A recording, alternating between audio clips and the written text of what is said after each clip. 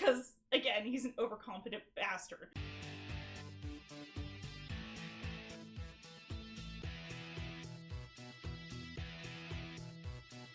Hello and welcome to the Afterspark podcast, an episode-by-episode recap of the Generation 1 Transformers cartoon. I'm Els. And I'm Specs. And today we're going to be talking about episode number 45, The Secret of Omega Supreme.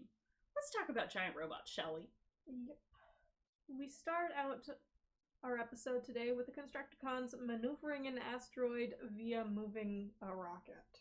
They call back to the con base, and we get a special guest, Sideswipe, standing next to Megatron as he communicates with the Constructicons. We assume that this is supposed to be Soundwave. And in fact, is Soundwave in a later shot. Yay! Coloring mistakes! This was more than a coloring mistake, it was a straight up drawing mistake. Yeah, animation errors. What can you say? Megatron orders Astro Train to meet with the Constructicons. Meanwhile, in space, Cosmos is observing the Constructicons on the asteroid and comments on the energy readings coming from said asteroid. Cosmos reports all of this to Prime at the Ark. Prime is a jerk and tells Cosmos that he needs conclusive evidence before they make any sort of move and orders him back into space. Ah, poor Cosmos. Cosmos leaves, and Prime goes to talk to the one other Autobot who can go into space, Omega Supreme. What? Skyfire can't do this? Is he just off on sabbatical all this time? Oh no, he quit. He's totally got tired of being in their taxi. I feel like we haven't seen him such a long time. He's very overqualified for being a taxi. Yeah, right?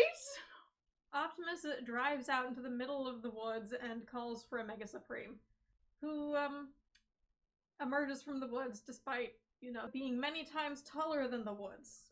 Meet the Pacific Northwest new cryptid. The wild man of the woods, Omega Supreme! Obviously, he just plays poker with Sasquatch on, Friday nights or something, because he's in the Pacific Northwest. Mm-hmm. Omega seems a touch miffed at being interrupted, until Optimus mentions the Constructicons. So come to find out, Omega really fucking hates the Constructicons. With, very good reason, as it turns out, because Optimus pushes Omega to tell him why he fucking hates the Constructicons. And I love that Omega is basically like, it's private.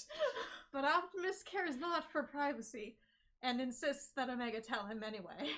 I hope you're ready for some tragic backstory. For Optimus, I mean. The audience's sake, Omega talks reasonably normally as he talks about his past. His sentences are normally truncated, in case you haven't seen this. He's not a terribly verbose, mech. Yeah, and this often carries over into other versions of him as well. Mm-hmm. But long ago, Omega Supreme was built as a guardian robot. Occasionally, guardian robots will get brought up again, but we see him getting repaired by a rather strange-looking medic that never shows up again. And Omega Supreme was the guardian robot specifically for Crystal City. It looks like a sparkly, glittery white city. It kind of reminds me of the Epcot. Just like, welcome to Walt Disney World, Cybertronian location. Yeah, but I guess Crystal City is super fancy art science city or something? Right. So he then reveals that he and the Constructicons used to be friends and that they were the ones that built Crystal City. Mm-hmm. And either they were completely bullshitting Omega for quite a while, or they do appear to genuinely be friends. Omega's even smiling. Mm-hmm. Which is very unusual for him. He's very stoic. Yep. But like a creeper, Megatron lurks around a corner, watching Omega and the Constructicons talk. Oh god. Apparently, he made a device called a Robo Smasher that forcefully reprogrammed Cybertrons to be loyal to him.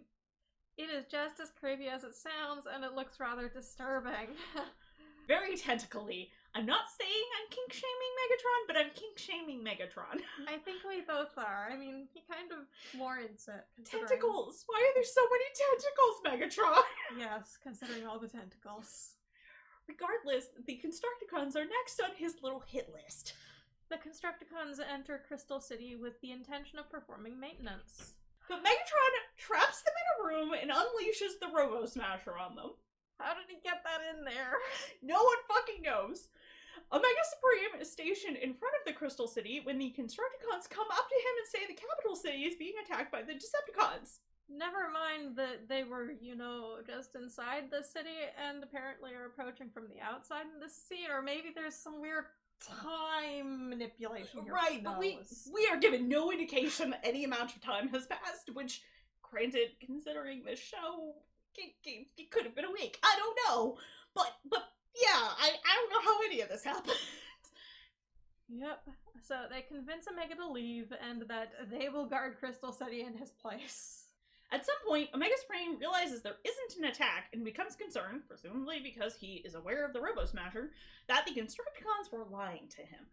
Yep, and then his concern is kind of verified when he gets back to Crystal City and it basically immediately explodes while he looks on in horror. The timing on that was just... I don't know who did that, but good job, I guess. Yeah, this is like the most emotion we get to see on his face that isn't like anger. Yeah. I think. So after a commercial break, we come back to Omega sitting curled up in a ball on the 4th floor with Optimus sitting nearby. Yep, he looks very sad here. Understandable. Mm-hmm. And Omega Supreme continues with his story. The Constructicons flee from the rubble. Omega vows to rescue his friends, tracking the Constructicons over the course of several weeks. He then captures them by blasting a hole in the ground, and yeah, the first two drive in before they realize it's a trap. But Omega just comes up behind them and pushes the rest of them in. Naughty Constructicons go in the timeout hole. Omega attempts to reprogram them back to their normal selves. Never mind where he learned to do friggin' that.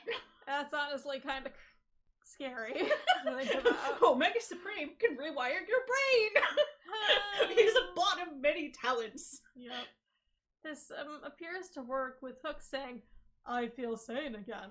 Because that's definitely what a sane person says. It isn't. Spoiler alert. Spoiler alert. This ends about how you'd expect. But as the 7 of them head back to Crystal City, they are cornered by the Robo Smasher, and it is revealed that the Constructicons are still definitely evil and following Megatron. Obviously. And then we find out that it was Megatron that gave them the ability to combine into freaking Devastator! How?! There is so much weird shit going on in this episode. Yes! In particular, this fucking episode. Mind control! Yep. So the Constructicons form Devastator and attempt to hold Omega Supreme down to be reprogrammed by the Robo Smasher, which is, not horrifying at all. I'm being very sarcastic with that. I'd say all this is why they were okay with mind controlling the Constructicons a few episodes back, but that doesn't work because presumably no one but Omega Supreme was aware of their history. All that being said, I don't know what the air order was on these episodes, so maybe arguably it did air in a different order, and that would make a lot more sense. But I don't want to give this show credit when it doesn't deserve it, and I kind of doubt it deserves that much forward thinking. Yep. Omega Supreme is able to get away from the Robo Smasher, and the Constructicons flee. Later, they even left Cybertron, and Omega followed them, apparently for millions of years, before they rejoined Megatron on Earth. And at this point, I think we can safely assume that Omega has probably a lot of mental and emotional scars from all of this stuff. And at this point, after the Constructicons rejoined Megatron, Omega Supreme himself arrives on Earth. Right. So, back to the Decepticons. Astrotrain arrives on the asteroid where the Constructicons are mining ore. Cosmos attempts stealth mode again while he watches the cons. Failing miserably, mind you, not that it matters, as he trips over Astrotrain, who says nothing and has no reaction. Maybe he's taking a nap? I mean, it's not like he's got anything better to do right now, as the Constructicons load him with ore. I mean, a commendable use of his time, honestly. Yeah. Cosmos makes it back to the Ark with a sample of the ore and presents it to Optimus, who just sends him back into space. Because we need to know where the processing plant is, don't you know? If you insist. He sounds so sad. Give Cosmos a break, 2021! Perceptor and Teletran examine the ore sample, and while they still don't know exactly what it is clearly high in energy. Optimus is satisfied that this is what the cons are after and sends Omega Supreme into space to blow up the asteroid. No less than 10 seconds later, Teletran 1 informs Optimus that the ore is organic in nature, meaning the asteroid is alive. Well, shit, I done fucked up, man. You did, Optimus. The Constructicons, however, aren't terribly pleased with Omega's arrival. A fight ensues. Optimus calls and tells Omega not to destroy the asteroid, but Omega does not respond. Optimus, maybe don't send your warrior off after his mortal enemies. If you want good results, this is not how you get them. Yep. On Earth, Megatron examines his own ore sample, but seems surprised by the ore's makeup. In the middle of the Constructicons and Omega's fight, a crack appears in the asteroid and a space dragon comes flying out. I'm assuming it's a baby. Maybe. Yeah, come to the conclusion it's the egg. The asteroid is its egg. Yeah, which does make sense for the high energy output. Yes. The Constructicons taunt Omega about needing to save Earth, but he seems perfectly happy to stay there and destroy them. Teletran 1 informs Optimus and Cosmos that the asteroid has hatched and the life form is headed to San Francisco. Teletran also predicts that they'll be unable to stop the space dragon without Omega's help. Because it is a baby and it's scared and hungry. The asteroid acts as its food source, as we said, it's probably an egg, leading Optimus to the conclusion that they need to get it back into the asteroid. That seems a bit easier said than done. You would think. Powerglide, Ironhide, Trax, and Beachcomber arrive in San Francisco. They confront the space dragon, and Trax says, "Keep San Francisco clean! Leave!" Trax's anti-litter campaign isn't going as smoothly as he would like.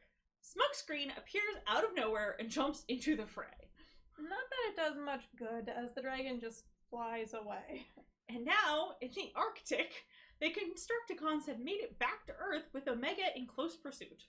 The Constructicons form Devastator, and the two big bots begin to toss each other around. Omega Supreme is ready to take his vengeance, but is stopped by Optimus, who's here for some reason. He tells Omega that he needs to save San Francisco, and Omega eventually agrees. The Constructicons overhear the conversation between Optimus and Omega and learn about the whole egg/asteroid/food thing. They head back to Megatron to inform him of this, and he orders them to destroy the asteroid.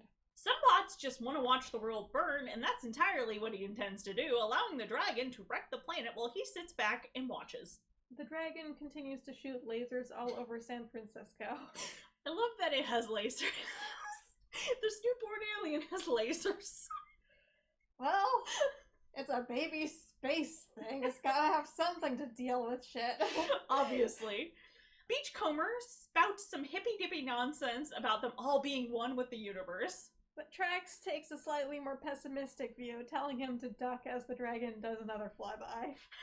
Omega arrives and lures the dragon back to the asteroid. Megatron's quite happy about this development, as he readies a long-range blaster that Hook has quickly put together. But Optimus stops him just in time, blowing up the control panel.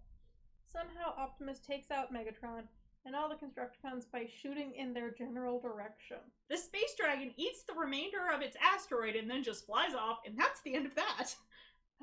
Later on the Golden Gate Bridge, Optimus thanks Omega Supreme. And says that even though his experiences with the Constructicons changed him, Optimus hopes he'll eventually find something more important than revenge.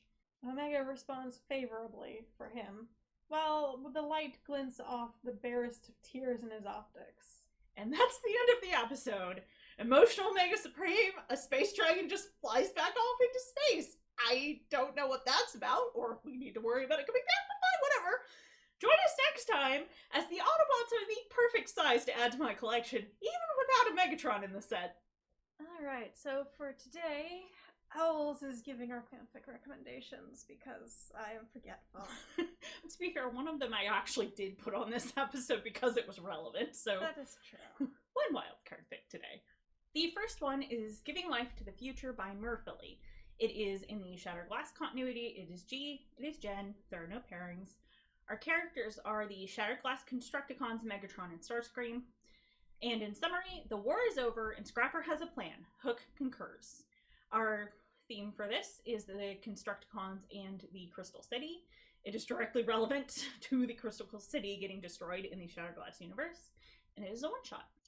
Our second one is a wildcard fic. It has nothing to do with anything. It's just another Shattered Glass fic that I liked.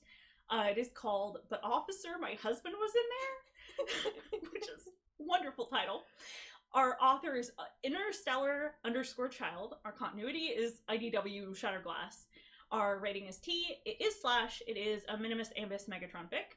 Our characters are Minimus Ambus, Megatron, and then assorted Shatterglass characters, like several Autobots and stuff pop up too, at least kind of in background roles.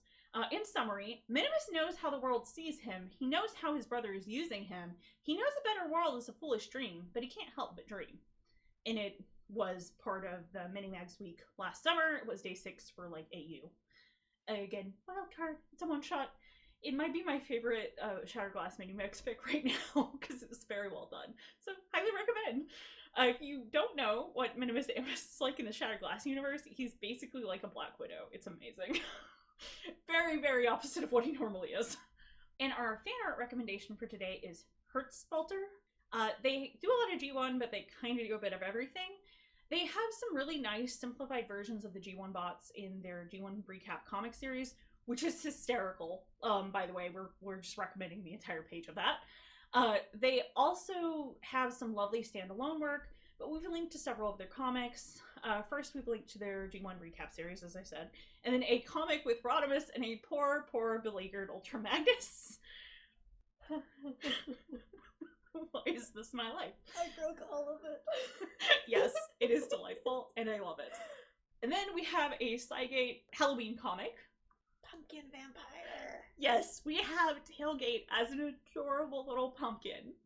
And Cyclonus is a pumpkin vampire. It's amazing and adorable, and also somebody totally made little pumpkin Tailgate figurines on Etsy, and I have one. I need to take pictures of my Cyclonus with it, but it is so fucking cute. It's like just cute. He's the cutest little pumpkin. Anyway, we will be linking to their Tumblr, and you can find other links to their stuff on our Tumblr, where, as always, we will have it in our episode notes. Yep. And that just about wraps it up for us today. Remember to check us out on Tumblr or Pillowfort as Afterspark-podcast for any additional information, show notes, or links we may have mentioned. You can also find us on Facebook and Twitter at AftersparkPod, all one word, and various other locations by searching for Afterspark podcasts such as AO3, iTunes, Spotify, and YouTube, just to name a few. And feel free to send us questions on Tumblr, YouTube, or AO3.